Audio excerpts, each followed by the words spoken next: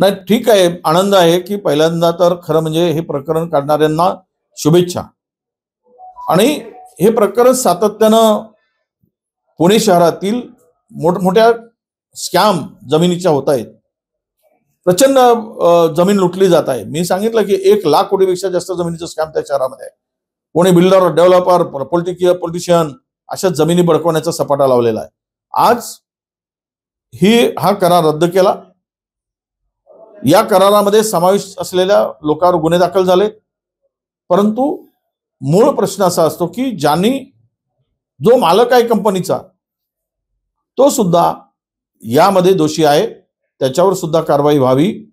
ज्या पद्धतीनं दिग्विजय पाटलावर कारवाई झाली, सब रजिस्ट्रारवर कारवाई झाली, उद्या ते उद्योग संचालनालयावर होईल. आणि महसूल विभागाने 24 तासामध्ये ज्यावेळेस हा प्रस्ताव गेल्यानंतर त्याला स्टॅम्प ड्युटीमधून सूट दिली, ते सुद्धा दोषी आहे. हे काय धंदा चालवला आहे सगळं महाराष्ट्रामध्ये. आणि दुसरा तर आता नवीन पुन्हा एक प्रकरण आलं. मी काल परवा 2 प्रकरण सांगितले. आज एक माझ्याकडे आलेलं प्रकरण, मी उद्या सविस्तर याची माहिती देतो आहे तुम्हाला. मी सर्वे नंबर सकट देतो तुम्हाला माहिती, पुन्हा सगळ्या चॅनलला देतोय, सांगतोय की आपण यामध्ये सुद्धा लक्ष घाला. हे घोटाळ्यांची मालिका प्रचंड मोठ्या प्रमाणात या राज्यामध्ये सुरू झालेली आहे. आणि मंत्री सरनाईकने स्वतःच्या एज्युकेशन संस्थेला मीरा भाईंदर मधील प्राईम लँड 4 एकर ज्याची किंमत 200 कोटी रुपये आहे, मार्केट व्हॅल्यू 3 कोटी रुपयामध्ये घेतली. मंत्र्यांना स्वतःच्या संस्थेच्या नावाने अशी जागा चॅरिटेबल संस्थेच्या नावाने घेता येतं का?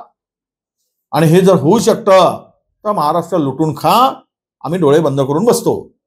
लुटा, आओ लुटो, महाराष्ट्र बेचो, अशीच म्हणायची पाळी आता या सरकारच्याकडून अपेक्षित आहे. त्याचं सर्वे नंबर पासून सगळी माहिती माझ्याकडे आहे.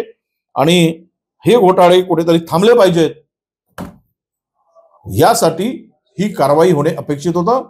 आणि ही कारवाई झाली, याचा आनंद आहे.